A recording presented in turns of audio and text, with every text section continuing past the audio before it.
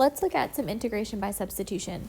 First of all, I know this is not a basic integral because it wouldn't be a basic derivative. It would be a tough derivative to take with a product and a chain. So if it's a tough derivative, it's u substitution for an antiderivative. So we're going to let u be whichever factor is being manipulated. So the first factor or the second factor, it would be the second factor because it's under a square root. It's really raised to the 1/2 power. So we're going to let x be whichever one's getting manipulated. In this case, it's x to the 4th plus 2x squared. We're going to take a regular derivative of that with respect to x. So derivative of x to the 4th is 4x cubed. Derivative of 2x squared is 4x. And then I'm going to get du by itself. So I'm going to multiply both sides by dx. So we found u and the derivative of it, which is du.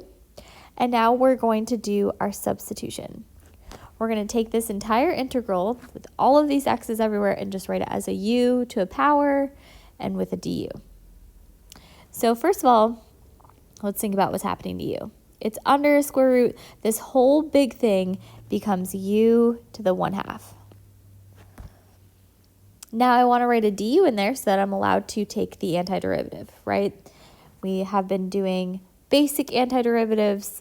We would have something like the integral of x squared dx.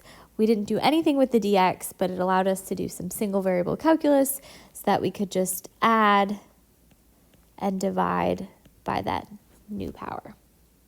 We're going to do that same thing here, but our power is 1/2. So we have u to the 1/2, and we need a du in here.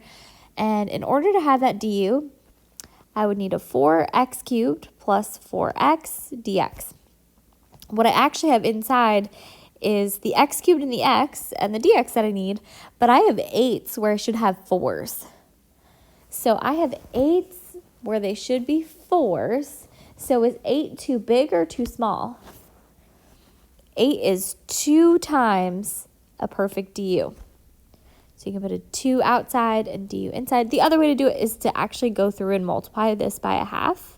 You need to take 1/2 of 8 to make those into 4s. If I want to put a 1/2 inside, I have to put a 2 outside. So either way, we get a 2 outside in order to have our du be made inside. Now I'm going to integrate, which means adding 1. So I have u to the 1/2, and to integrate it, that means I'm going to add 1 to the power. So when I add 1 to 1/2, 1/2 plus 1 or 1/2 plus 2 halves gives me 3 halves. And instead of writing 1 over 3 halves, u to the 3 halves, 1 divided by 3 halves is 2/3. And you can even grab a calculator and verify 1 divided by 3 halves would be 0.6 repeating or 2/3. Lastly, I'm going to write my answer in terms of x's. So I'm going to multiply 2 times 2/3. So 2 times 2/3 gives me 4/3. And then I'm going to replace my u with an x, or what it is in terms of x, and write with a plus c at the end. So I'm changing my variable. I'm going to change my constant of integration.